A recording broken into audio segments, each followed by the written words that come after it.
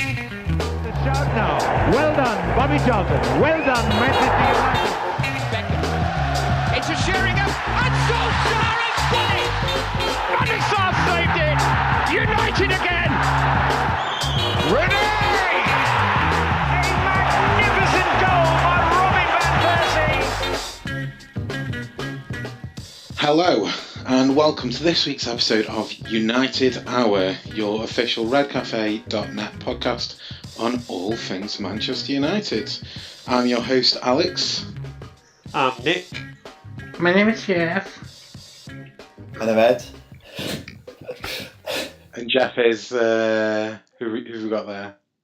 The artist formerly known as Craig. Uh-huh. Yeah, sorry, it was a 21 Jump Street joke. No, it's a good film. Probably the lightest this podcast episode will be, I'm sure. Because although we were looking forward to a ray of sunshine of a podcast episode this week with your standard default victory over, what should be a relatively simple game. United obviously fucked things up for us, and we're here with a post-mortem of what was arguably the most tragic game of football since good old David Moyes went on a trip to Greece. So really, where I want to start, and I'm going to put you guys on the spot, and I'm expecting serious answers, Craig, is I just want to know, in 3 words or less, I want you to sum up yesterday's performance. And that performance, for those of you who've been living under a rock or have cast it from your memory, was a unfortunate 3-2 loss to Brighton. Absolute garbage fire. Woeful, tepid, uninspiring. Nick? Same old shine. Nice, I like it.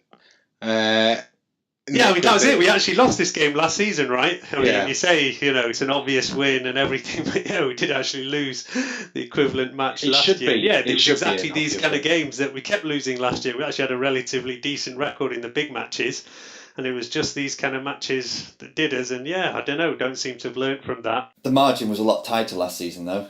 It was a bit atrocious this time. The margin was tighter last season, and also it was post City winning the league and us, I believe, securing our place in the FA Cup final. So there was a bit of players trying to save themselves for the final. It was dead rubber, wasn't it? I think Yeah. in there as well. Yeah. Yeah, but it wasn't even just that game. There was loads of games like this where No, I agree. we lost against teams that you'd think would be relegation fodder. We lost against all the relegation teams, right? All the newly promoted teams last season we lost to. So it Exactly. was Brighton, Huddersfield, and Newcastle. I mean, Huddersfield aren't a bad team. It's not like they got absolutely smashed on Sunday by The depressing thing about that is De Bruyne is injured for 3 months and they still won 6-1. Their best player, arguably, and they still took a team apart 6-1. And it wasn't a scoreline that flatters them. It was it was a comprehensive. I mean, it could have been 10 in all honesty. Not that we want to spend a great deal of time on that, but I do think it's relevant. Yeah. And I'm sure it's in the back of a lot of United fans' minds, but not just us. Like, I half wonder if it was on the players' minds at all going into that game. Who knows if it is or not? Who knows if they pay attention? If they do, how much impact it has? I have absolutely no idea. But we just weren't with it. I mean, as far as I'm concerned, I think, Nick, you said same old shit, and I'd agree, and it was essentially just a shit show. Didn't stop terribly, but I think the problems that were there last week remained. But it's the problems from last season, isn't it? Not just, last week or whatever.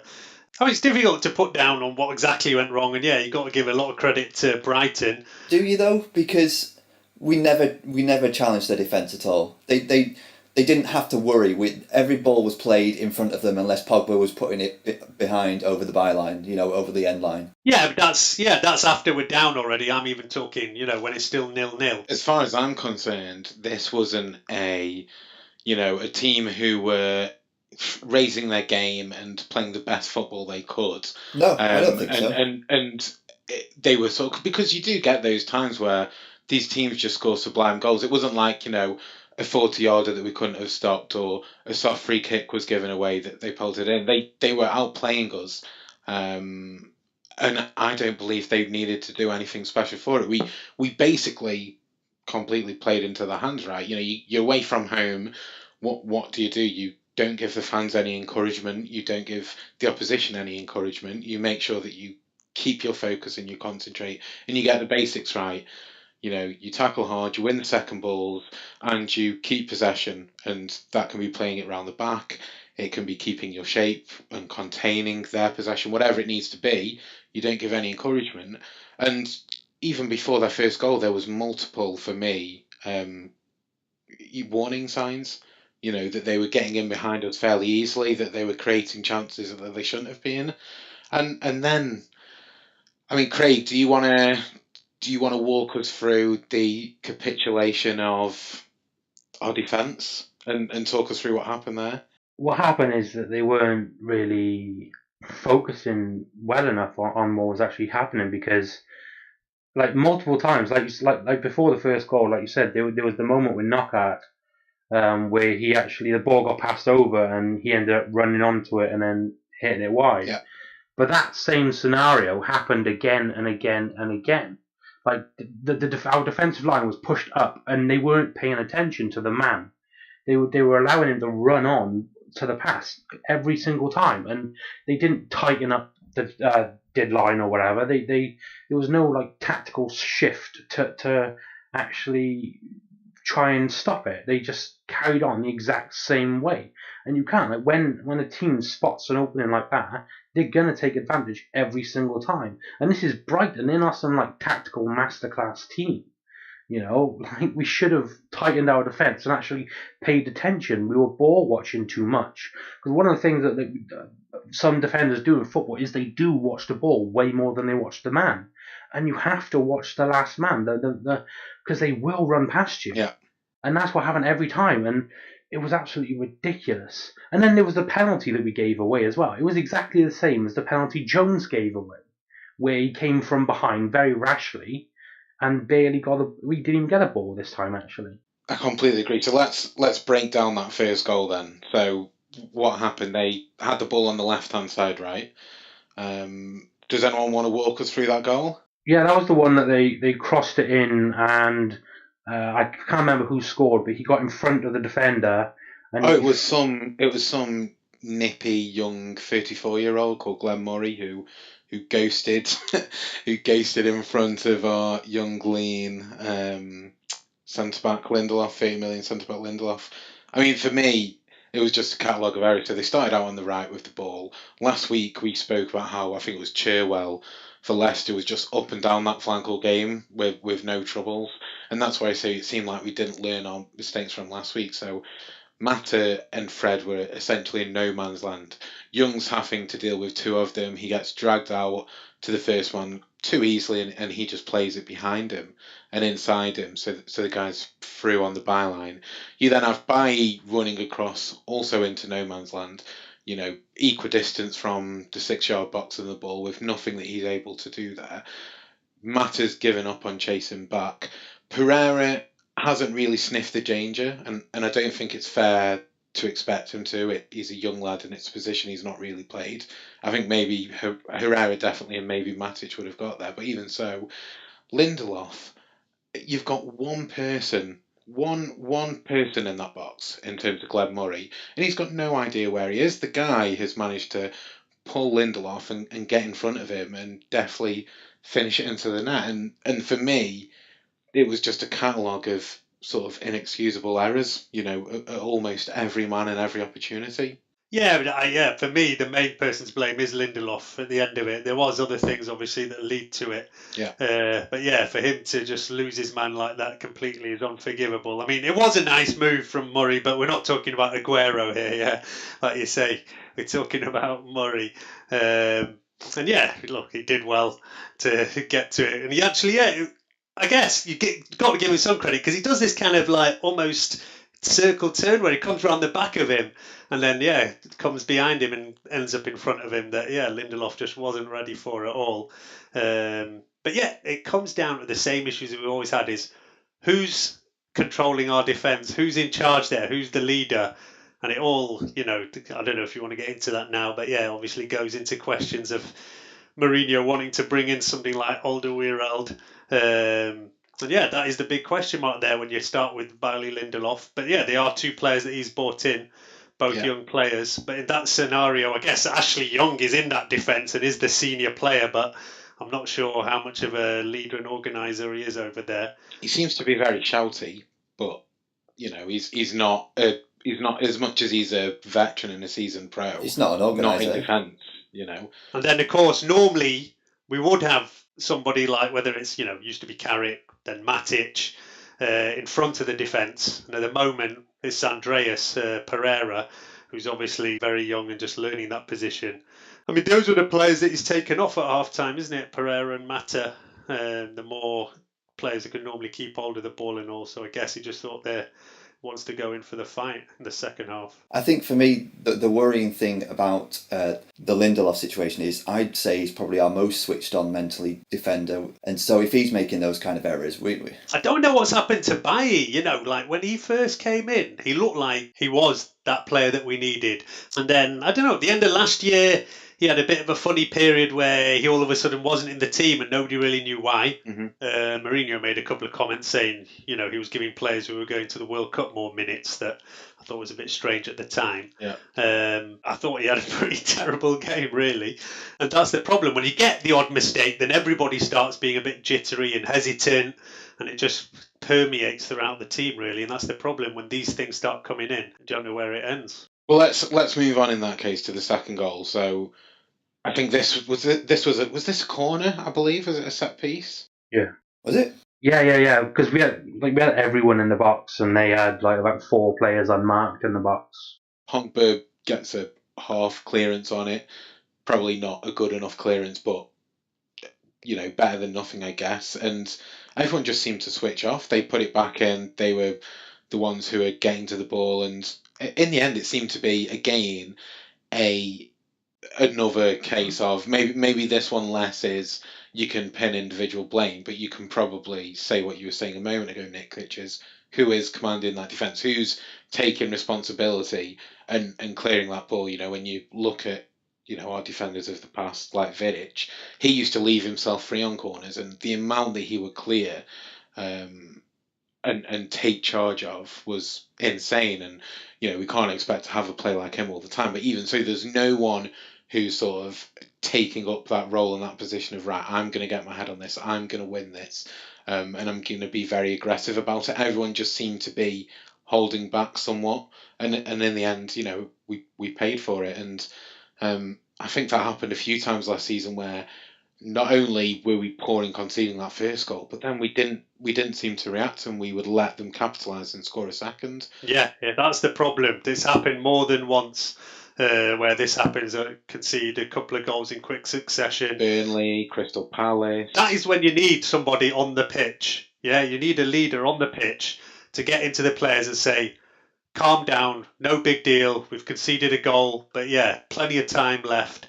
Just keep doing what you're doing. But instead, this whole kind of worry, hesitancy just goes through the team, and that's why you end up conceding the second goal just 2 minutes later. I'm not sure we needed to keep doing what we were doing. We needed someone on there berating them for it, really. Yeah, but it's more just keeping people calm, really. It's not saying that you're doing anything great, but it's just telling people don't start making more mistakes because you're worried about not trusting the other guy. No, that's of course. The point. It's just like getting everybody back to as if saying, look, still plenty of time, that kind of thing. I don't know. Yeah, maybe is Pogba doing that? I know. I hope that he can grow into this captain. I think he should be our captain, and I think he should. But Mourinho's already said he's going to give it back to Valencia when he comes back, which to me is not a good decision because I just don't see him as any kind of leader, captain material whatsoever. He doesn't even speak English. How is he supposed to talk to referees? Talked about. Yeah, exactly.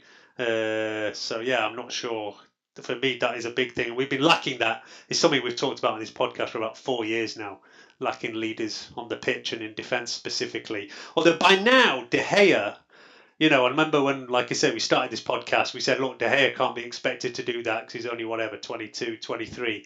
But by now, he should actually be the one who's in control of the whole defence. He's old enough now, he's experienced enough, he's been around, so he should be now taking responsibility for organising everybody in front of him. I think, was it Edwin van Sart or Peter Schmeichel before the World Cup said De Gea's next stage of development is to be more commanding in his area, and being that voice at the back. It's not just his next stage. That for me is the only area of his game he really needs to improve.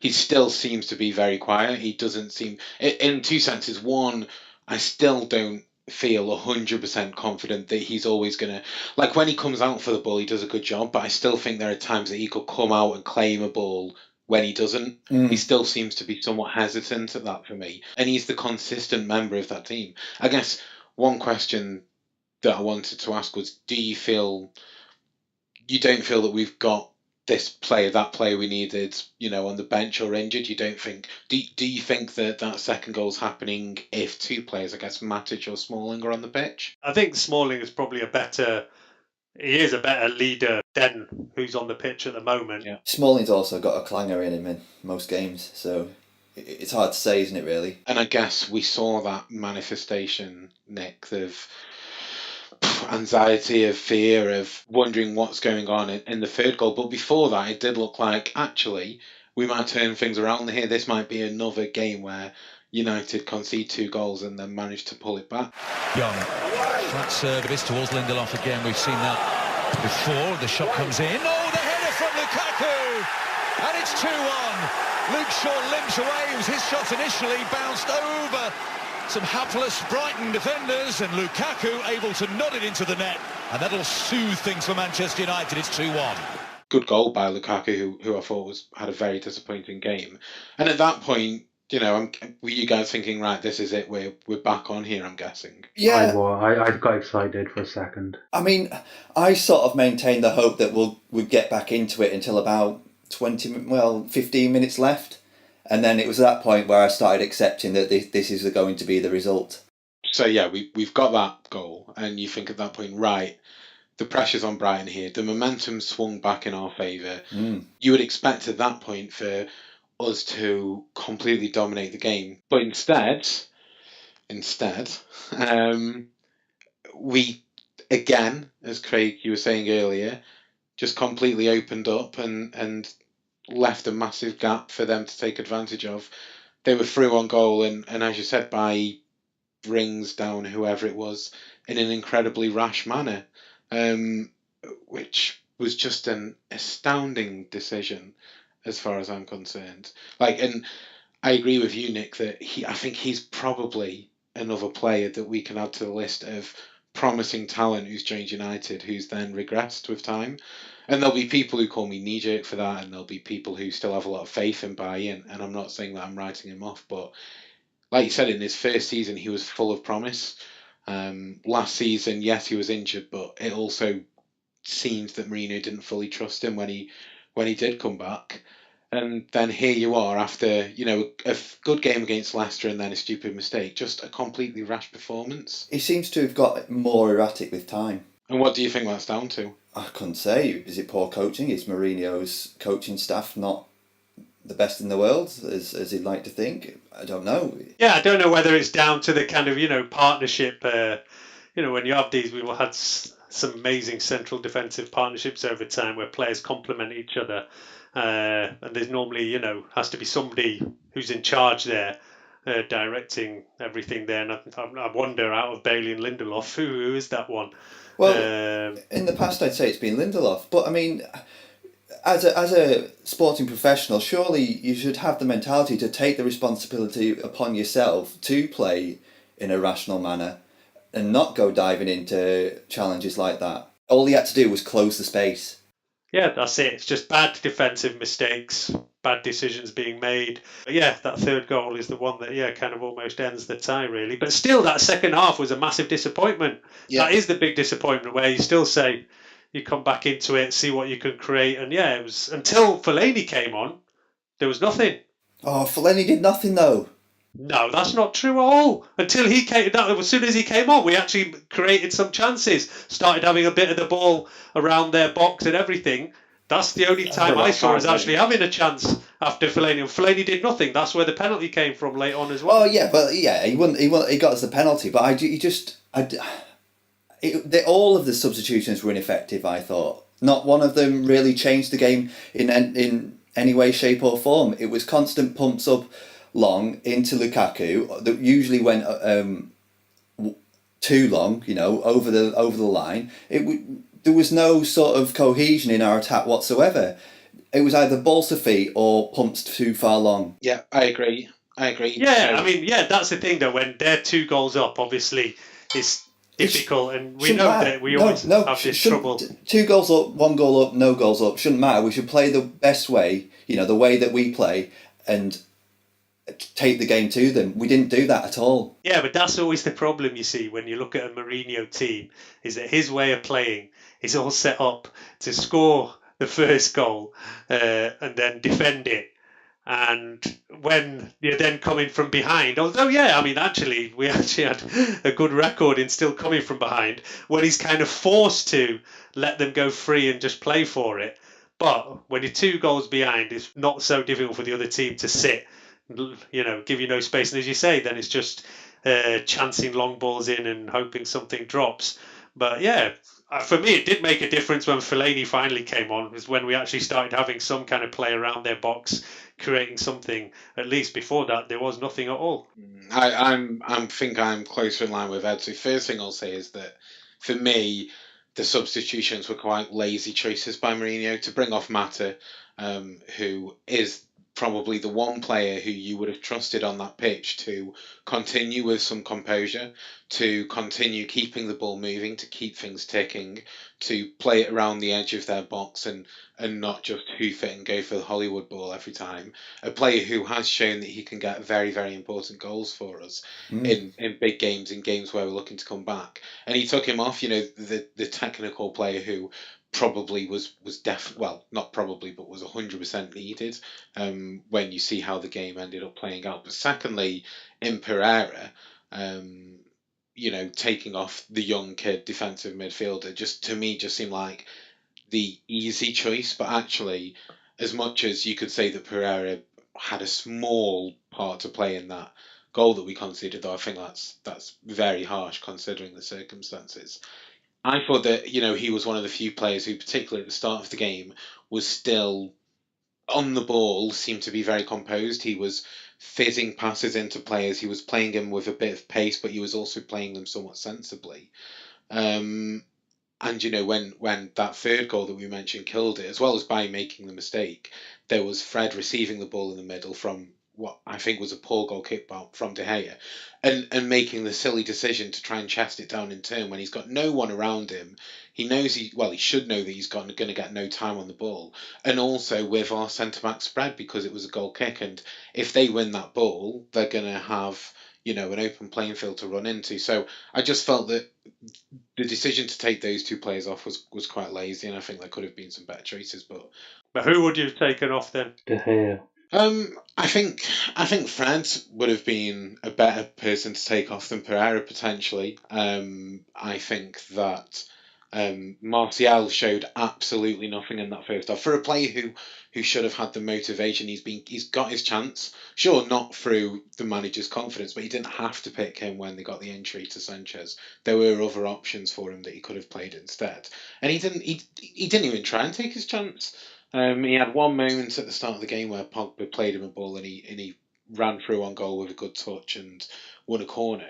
But in the whole game, he didn't find Lukaku with one pass. There was that throw from De Gea when we were 3-1 down where he just lost the ball on the edge of our own box with no awareness or anything. He looked, to me, it just looks like a player who's decided he wants to go. And you can maybe make an excuse for that in pre-season, though I don't think it's right for a player who wants to leave.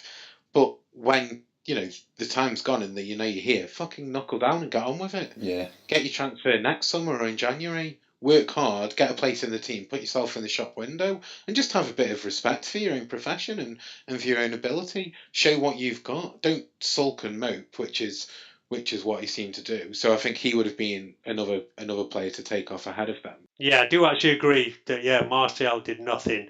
it was a chance for him to show and say, yeah, look, I should be playing on the left, but no, 100%. didn't justify coming into the team at all, unfortunately. Not even a little bit either. Yeah, like for me, it was a defining moment where I'm now just somewhat done with him. You know, if you're not going to have the desire and the respect for your teammates and for the fans to put even a fucking ounce of effort in, then why bother? So I was incredibly disappointed with him. And yeah, I actually, one thing that I think Mourinho did very well the last 2 seasons is Van Gaal used to bring Fellaini on for the sake of it, but he seemed to have no idea how to actually use him a lot of the time. Like when he was bringing him on to change a game further forward, I mean, even though he put some good performances in a deeper position, when he was bringing him on further forward, he was putting him on the last man on their centre-backs, and they were winning those headers because Fellaini isn't great in the air. You want him to be on the long diagonal. You want him to have someone nearby him to win the second ball. And I didn't feel that we did that very well. I agree with you that he seemed to act as like a pivot at the top of the field for us, so we were able to get a bit closer to their box. But did we make any chances off it? Did anything really happen because of it? Well, it was the only times we were even getting the ball in the last third of the pitch, For really. me, it was the equivalent of in rugby where you punt it down the field and basically... Yeah, look, I'm not saying it's good or it's pretty, but I'm just saying it's the only time we've even getting the ball anywhere around their box and actually having... Yeah, it doesn't count though, does it? Really?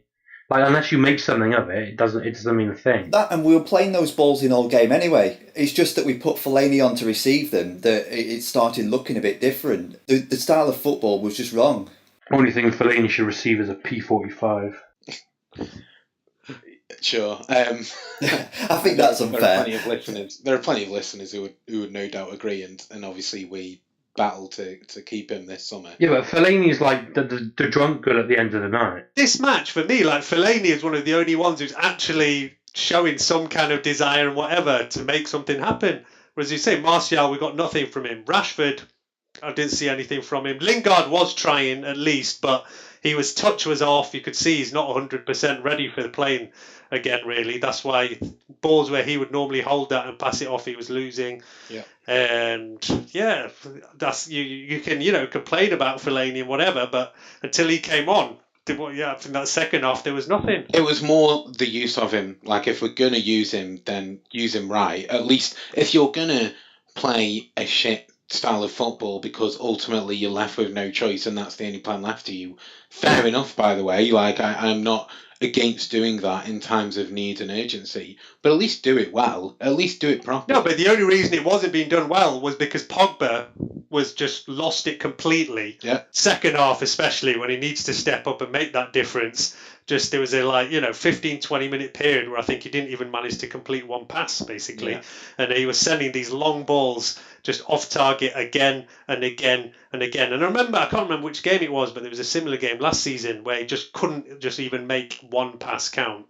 He did actually at least make some comments at the end and accept that he was way off.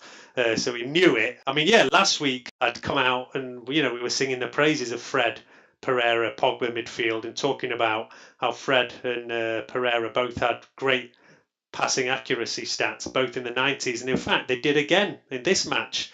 So it wasn't really giving the ball away in midfield that was the big issue. Fred's still at 92. Andreas is at 91. I mean, Pogba's obviously a lot lower than that because we know he was giving it away again and again and again. But yeah, so it wasn't the passing accuracy that was any different there. But yeah, I give it a lot of credit to Brighton, but the problem is... I don't think you can give Brighton that much credit because we didn't test them. I wouldn't say they were solid at the back, they just weren't tested. I think you can give them credit because, if you look at the money spent, if you look at where Brighton have come from in the last few years... Of course you have to give Brighton credit. I mean, fair enough. But at the same time, it's not as though they were under the clock for 45 minutes. They didn't need to play anywhere near as well as exactly. you'd have thought, considering the result and whatnot. We completely played into their hands and we didn't turn the screw at all. We made 3 changes, bold changes. We made them early and nothing fucking happened. The 3-2 genuinely flatters us. Yeah. For me, it was, one of our worst performances post Ferguson. There was that Fulham game, which I think also ended 3-2 under Moyes. notorious Fulham game with 90 crosses or whatever ridiculous number it was. But in fairness to Moyes, we created a hell of a lot of chances. We were putting them under a lot of pressure. For me, in this game, we created absolutely nothing after they went 3-1 up with, like I say, a hell of a lot of football left to play. And that Pogba performance, not only was he, every time he got the ball, he was trying to be the hero. I think on the chat we coined it as, Steven Gerrard syndrome, essentially, where Yeah. the team's losing and he feels like it's his responsibility to take the game by the scruff of the neck, but ultimately all he ends up doing is harming the team because he's trying things and that's something at least. But It's not necessarily a bad thing, but he just touch. puts too much pressure on himself, I think. And it wasn't just the kicking the balls out of play or giving them possession back. It was also the fouls he was making in ridiculous positions, just allowing them to completely alleviate pressure, to relax, to regain position, to regain shape, to regain focus and concentration. Every time we conceded a foul, it gave the crowd a boost, it gave the opposition a boost, but also our players' heads seemed to drop a little bit further, and it just completely lacked maturity. Just quickly before we move on from Pogba, you mentioned how, we were singing his praises last week, and I think one thing that Imran mentioned was how the difference between him and Valencia is that Pogba will actually care about the captaincy. He'll change his performance, for it, and hopefully he'll raise his game towards it. But I think we also saw the negative side of that as well, where that pressure just became too much for him. He wasn't at all composed. He didn't keep his head at all, and for me it was a total meltdown, an absolute total meltdown. And not to pile all on the criticism, but he doesn't seem to play to the whistle either. We decide he's been fouled, and then he stops and watches the play go on until he realises the ref isn't going to blow, and then he decides to saunter back and help defend, or lightly jog towards the player in possession. He lost again. We lost today against Brighton. 2 times in a row we lose against them, and I think that shouldn't happen. Last year we had almost maybe the same attitude as today, and it's not right. I think it's not right. Myself first, should have done much better, do maybe less mistakes. We probably should touch on those comments, Nick. Now for me, when I first heard that he'd taken some responsibility and claimed that his attitude wasn't right, I thought, great, ultimately he's probably talking about the approach to the game, in terms of, the attitude of how they get back into it, and whatnot. But when you listen and read that comment of the attitude we had was not like we wanted to beat them, and then him saying that he was the same, I don't know, it's just, there are a lot of people who feel it's inexcusable. There are other people who are saying, well, fucking good on him for coming out and being brave enough and taking some accountability. And I guess I just wondered where you guys fell, which side of the coin you guys fell on that, really. On the whole, I'd rather someone accept that performance someone in the team accepting that performance just wasn't good enough at the end of the day. And to me, I think it takes a lot for someone to come out and say that, more than it does to say, we'll try harder next time. Sure. Yeah, no, I'm happy to see him come out with these kind of comments, and I want to see the captain come out after we lose and explain to us what he thinks wrong and what he's going to do about it. That's what I want to see. Whereas, we've never heard anything from Antonio Valencia in years and years and years of what he thinks about anything.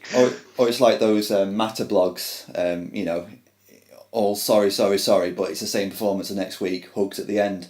And I love the guy. It's not the same here. It's this, coming out. Yeah, you may be facing up to the cameras, but again, if it's the same again, which, as we said, this isn't the first time we've put in a performance like this, then as much as it's good to take responsibility, unless he's going to show some learnings from it, and unless the team are, then it really doesn't mean anything, right?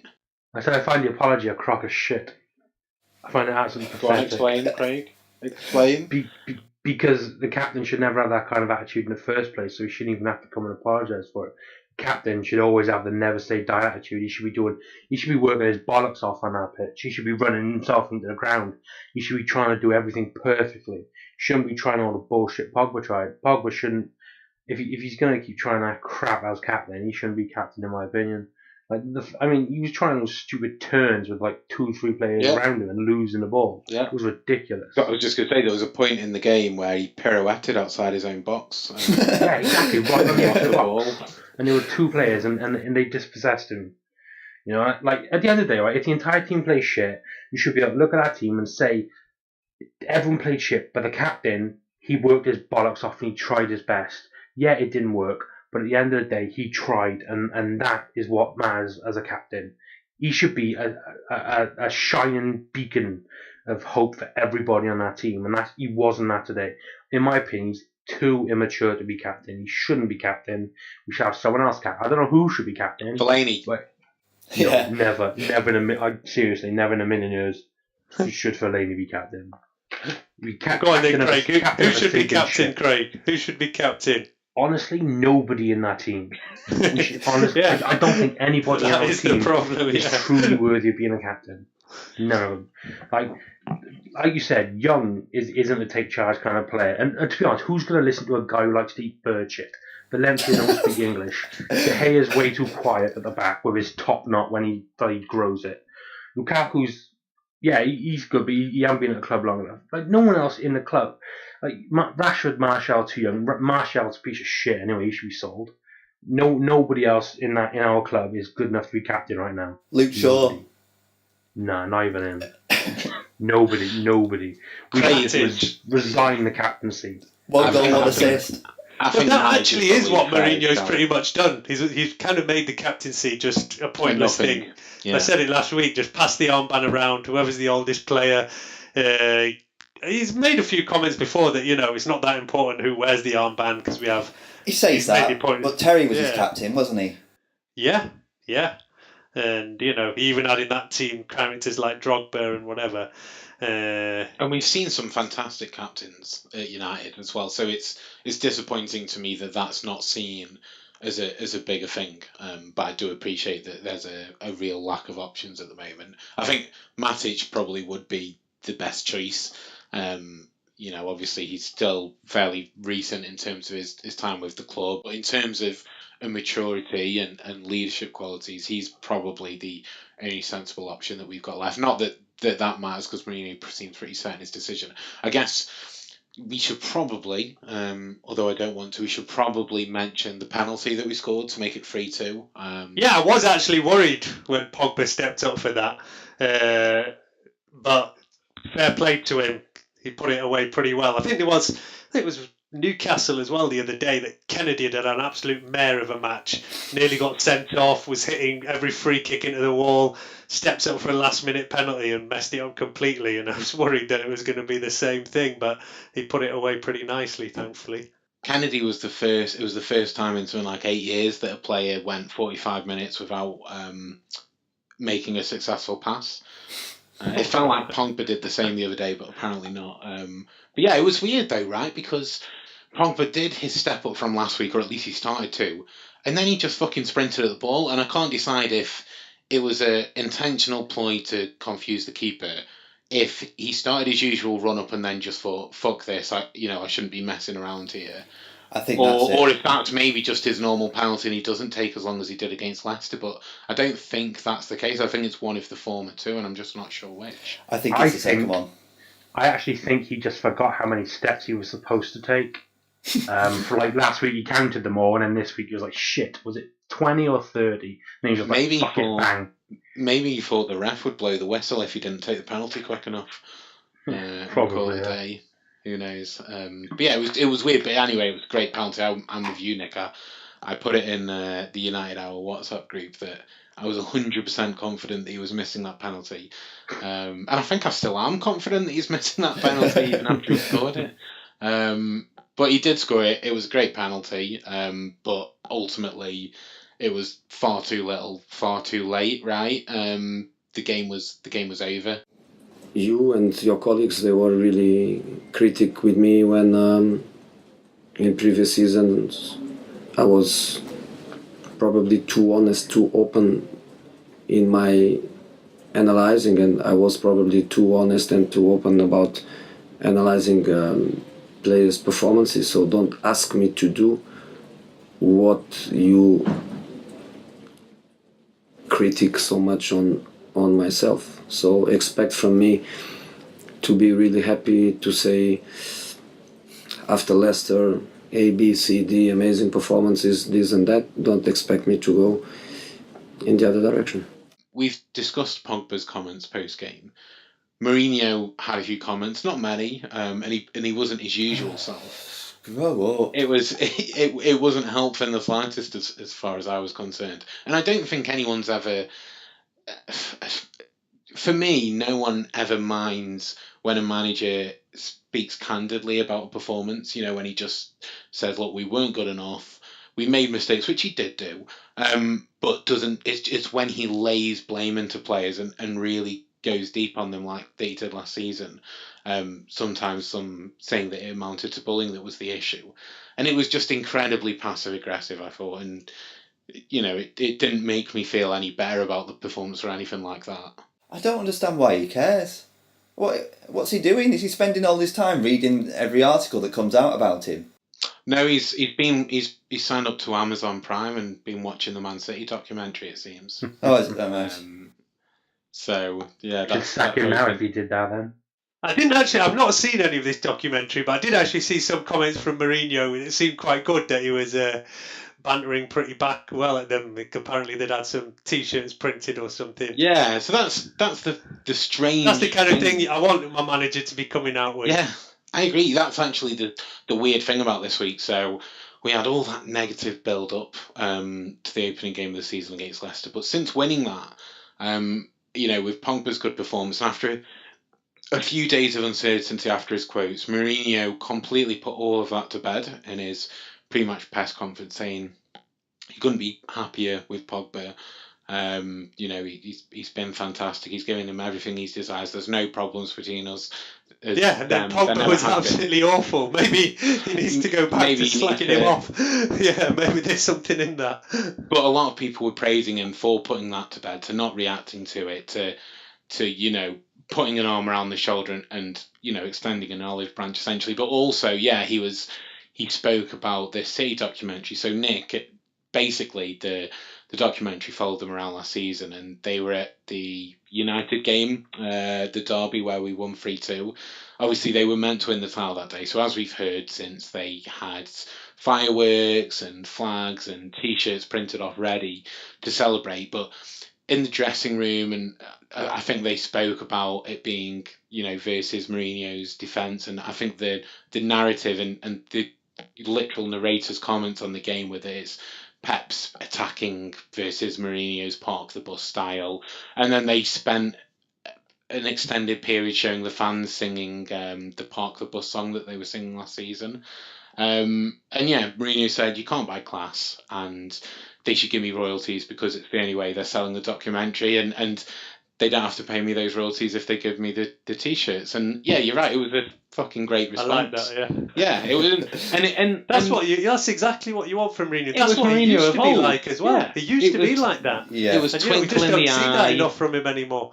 It's something you want where the fans can get behind it. That was the problem all this summer, the negativity and all. It doesn't give the fans anything to get excited about. It doesn't give the fans something to go and get, G'd up for the game or whatever. And he's got to realise that is an important part of being a manager as well. And actually, all of that, at least in the sort of online bubble that us guys are in, and particularly on Redcalf and Twitter, it seemed to spin, and it seemed like we were turning the screw, and that there was some positivity regaining.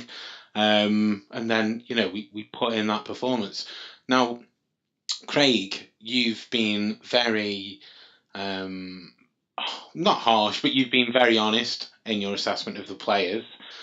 You've been very defensive of Mourinho in the past, and I just wondered sort of what your thoughts on him were. How much blame do you think he has for this game, if any? And what are your thoughts and what's your stance on him and his position at United at the moment? With regards to the blame game, I think it's 50-50, where obviously he's there telling the players what to do. He's watching the game. You watch the game from home, you could tell that we needed to tighten up our defence and stop them coming in. Mourinho should have seen that. He should have told them what to do. But then the players also, half of them looked like they couldn't really be bothered. Like Pogba wasn't even was just trying stuff he shouldn't have been trying. Martial looked like he couldn't care. Lukaku made a very stupid decision when it came to that shot where he decided to go right instead of left. I just think half the team just didn't look like they didn't really give a shit. No. So I think the blame is 50-50. With Mourinho's position, they've given him the vote of confidence, so I'm not sure his position is that strong anymore. Personally, I do think he should stay on a bit more because the job at the club was such it's hard for anyone to really do it, and especially when you got some bell end in a suit saying, this player isn't good enough when he knows nothing about football. He's talking about you here, Nick. One criticism, so like you say, obviously there's this whole Woodward business, not backing him, deciding that a player isn't good enough, and we've spoke about that. But as Nick mentioned earlier, Lindelof and Bailly are Mourinho's players, but also they're players that he's spent time with. He's had 2 years with Bailly now. He's had 1 year with Lindelof of coaching time, and this is meant to be arguably someone who's seen to have been the best defensive coach in the world, and yet they're making the mistakes that they're making. And you can't say that this is the only game. There was that 4-0 loss to Chelsea. There was the game away at Spurs last season at Wembley. And unfortunately for Mourinho, it was 2 of the other 5 centre-backs that were shocking in that game, and it manifested itself in a terrible performance from the team. What I'm wondering, do you think that Mourinho's negative comments and lack of confidence in the centre-backs we've got at the club, do you think that plays a part in the mistakes that they were making, the pressure that's on them? I think if it does, then they're a bit too soft to be professional football players. Yeah, I don't think it's going to make that much difference. I mean, we know that I've always got the feeling that most of the players are actually behind Mourinho. There might be the odd 1 or 2, Martial or whatever, who's not happy with where they're at. Pogba, I don't know how much truth there is in all these rumours, but I think most of the squad are behind Mourinho and do buy into what he's saying and what his plan is, even if, we as fans don't like it. Most, even when players leave the club, that's sometimes when you see players start dishing the dirt.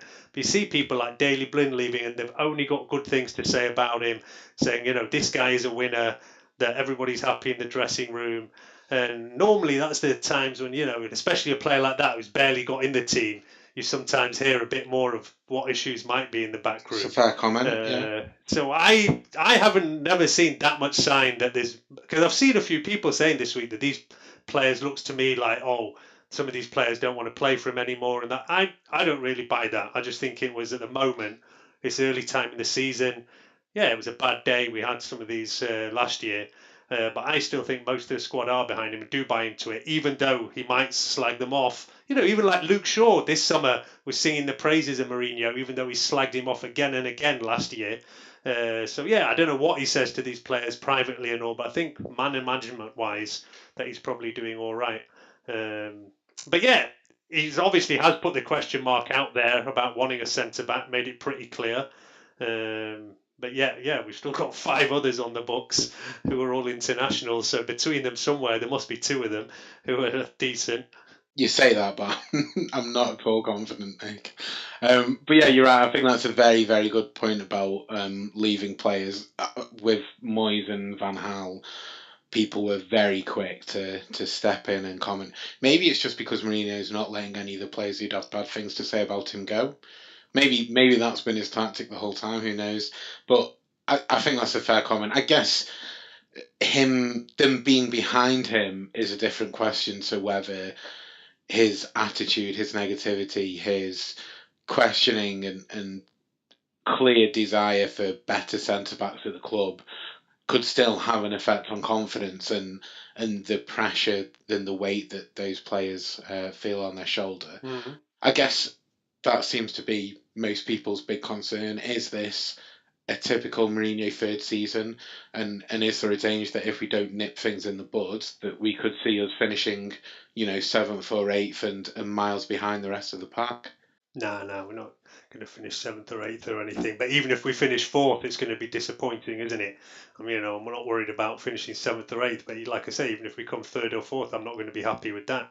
I mean, I don't want to speak for Imran because he's not on, but I think probably his comments are more just saying, look, we don't like this style of football. And then if we're going to lose as well, then what's the point? You can take that style and then you expect to go to these kind of games and take a win, whether it's done dirty, whether it's done nice, whatever, you take the win. But if you're going to play shit football and still lose, then there's just no point in it at all, is there? I think this is Mourinho's last season regardless. I think if he wins the league, he'll walk, and if he wins the league, he'll walk, and if it... He won't. Why would he win the league and walk? I think he'll want to go to another big club and win where it's easier. I'll be honest, I just can't believe that you're talking about winning the league. Maybe that's me being... Oh, no, I don't... Maybe that's me, but, I think the bookies have dropped us down to 25-1 or something crazy. Oh, we're not winning the league, I know that. Fair enough. I'm just trying to find Imran's comments because... Yeah, it says, think Jose has to go sooner rather than later. Otherwise, it could get to December and we could be 10th or something. There you go. So, and I don't think Imran's the only one that really does see that meltdown on the cards. And it's interesting to hear that you guys are still very confident of top 4. I'm kind of, if I was making a prediction now, it would be probably 4th. I think we may just find a way. But I do think that it's going to be a tough season for us. And I agree that I think this is probably going to be Mourinho's last season, whatever happens. And in which case, why wait? Who are you going to bring in? Well, there's been Giggsy. There's been these talks of Zidane. From what I can tell, it looks like he's put out there that he's interested in the job. Nick, I know that you think differently, and this is probably just pure story from the media with the negativity about Mourinho at the moment. But there are options out there. I'm not necessarily saying that they're better, but for me, it's just becomes clearer and clearer that Mourinho probably isn't the right man for the long term. So at some point, we should probably cut our losses. Yeah, but for me, you give him now, unless things start going absolutely catastrophic. Yeah, Mourinho's given this season to see what he can do. There's no point in chopping and changing. All of a sudden, it's not going to help us, I don't think. You start from scratch again after somebody's bought in players and whatever. So, yeah, I just think it's a lot of knee-jerk talk after the negativity of someone losing one game. People go OTT all the time. And, yeah, these links with Zidane and all, I don't take much notice of it. The transfer window's closed, so the newspapers don't have much to talk about anymore. So, yeah, that's why they have to make things up all of a sudden. There could be something in it, but I take no notice of it, really. There's just, most of the stuff I think is just made up. Fair enough. And what I would say, though, is that I don't know that a lot of the people calling for Mourinho are reacting in a knee-jerk fashion. I think there are a lot of people who've been unhappy with him for, a long time now. Yeah, that is the thing, that there is a lot of people who are not happy with him anyway. So whenever you lose, it's all going to come pouring out. And there's always going to, polls of who should be the next manager and whatever. And yeah, I can understand that. I mean, I've been pretty open since day one, even before he started, that I didn't really want him in the first place. But yeah, I still always think that it's a bit OTT to just start calling for somebody's head 2 games into the season. Fair enough. Right, okay, great. So, as you mentioned a moment ago, Nick, we're playing Spurs next. Does anyone have anything to say in terms of a preview to that? Has anyone got any thoughts on how that game is going to play out? Has anyone got any predictions to make? 5-0 Luke Shaw hat-trick. It'll be good for my fantasy team. That was my only bonus. Luke Shaw's assist out of that game. He's going for the golden boot. Yeah. And by the way, Locker, as I said last week, you said you were top of the league, but yeah, I'm afraid I was top of the league. Just picked you in there. You entered the league, so we'll see come the end of the season. I was just waiting to see the start before I entered in it. You see. But yeah, look, if this game goes to plan, then it's going to be 1-0 United. That's what it's been last 2 seasons. The last 6 games, Tottenham have won every game at home and we've won every game at Old Trafford. And then we had that one Wembley semi-final that we were won last year. fantastic at. Yeah, that was one of the best Mourinho performances actually. Do we think Mourinho is going to make any changes? Do Lindelof and Baye stay in the team? Do we move to a back three? Do we, if Sanchez doesn't come back in, does Martial get dropped? Like how do we see us lining up? Well, we're playing at home, but he's got to do something about the defence after that match. I think Smalling will come back into the team, even though it seems like a bit of a regressive move because everybody was hoping that Lindelof would do it and could be the kind of future of the team. I think that performance the other day is saying you wouldn't really give them another chance at it, especially not against Harry Kane, to be honest. So I did, mention as well that one of the problems is that Pereira is the one in front of them, whereas the players like Matic can mop up a lot of issues with the defence and protect them a lot, whereas Pereira's going to be good at keeping the ball, recycling it, not giving it away, but he's not going to protect the defence very much. I think Matic is back in training, but I don't think he's going to be ready to start. Then it means you're either throwing in, McTominay. Pereira was on the bench last game. That's true, actually. He's had good games against Spurs. Maybe he can come back into the team. I would expect him to come in and do a bit more of a defensive screening job. Nick, just because I wanted to make sure that we at least looked it up. So since 2012, it looks like Spurs have won 5, we've won 5, and there's been 3 draws in there. So you're right that things have been pretty even to me when you compare it versus most teams in the league and Spurs' reputation from 2012. Then that would, at the time, have been like a bogey team, but I guess with their status now. Yeah, I mean, for the past few years, they've been been a top 4 team for a few years now. Yeah, sure. It's a big change for them. I will be going to this match. It'll be my season debut because I missed the Leicester one, unfortunately. Fantastic. I'm still hoping to join you at that. If anyone's got a spare ticket, do let me know. I'll go to Nick and we'll bring our thoughts back after the game and be here for another moan, no doubt. And I think just quickly, those who are under a rock, United have finally, after a long time of fans, of journalists, of almost everyone calling for it, we've finally come together and put a women's team, which, I believe we all agree is a fantastic, it's fantastic news. I'm not hoping to hurt any misogynists on the podcast, but I think we'd all agree with that, right? Yeah. And yeah, we've actually got underway. We've got a team together, and we played our first match. And Craig kindly sat and watched it for us. We won 1-0. And I'm following the ladies from now. We definitely played better than the men. We've got a very young team as well, actually. A lot of 16, 17, 18-year-olds seem to be in there. Okay. Do you reckon any of them can make the step across to the men's team? I mean, any centre backs? Anybody look like a centre back leader?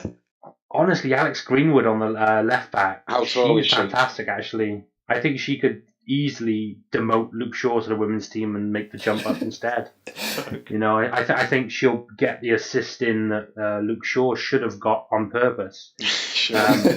No, because she's very good at set pieces. Okay. She's very good at crossing as well. We actually scored because she got down the left of the ball, crossed it in, and I forgot who scored. But she tapped it in. I forgot her name now. Supported here by Greenwood. Dalton again. Greenwood shows where she wants the ball. They're queuing up in the middle, and Lizzie Arnott grabs the lead for Manchester United and grabs a piece of history at the same time. It's the first goal ever scored by United's professional women's team, and it could be the winner against the club's fierce rivals. What a moment for Lizzie Arnott. Lauren James was fantastic. She's only 16 years old. We poached her from Arsenal. For someone so young, she played fantastically. Okay. You honestly wouldn't think she was 16. Obviously, Alex Greenwood, who is the captain, she actually played for Liverpool ladies last year. She played really well as well. Brilliant. And I think they've actually been quite big signs, haven't they? Because the team, they're not starting in the Women's Premier League. yeah, it's They're the in championship, the second right? tier. So, Yeah. to get any players of worth has actually been quite a big move. Did actually get an email as a season ticket holder, because I think our first home game is this weekend on Saturday against Reading. I think. And I think it's actually free entry for season ticket holders. So just, if there's anybody out there, I heard that might be worth going down. And we'll try and keep an eye on it. And maybe Craig can keep us updated with how the women's team are doing. Yeah, I definitely will. Probably try and watch every game, to be honest. We need something positive, I think. So if we could make a good push for promotion, and nice to hear as well that we've got a good core of young players in there too. Yeah. Well, we do have girls at the academy, don't we? And then they have to leave because we didn't have a women's team. That's right. So hopefully... Yeah, that was the problem, obviously, because once they turned pro, they had to go elsewhere, and now they actually have something bigger to look forward to. Fantastic. Well, as Nick mentioned, we'll come back to Craig on the ladies cast every week and get his updates on how things are going and how many points we're topping the table with. So I think that'll do for this week. It was a dissection of what was a very, very disappointing game, but I'm sure we'll be in higher spirits come next Monday, next Tuesday, when we smash Tottenham at Old Trafford and everyone's regained hope and we're back on for the title. So I guess we'll see you all then. Cheerio. Good night. Good night from me. Good night.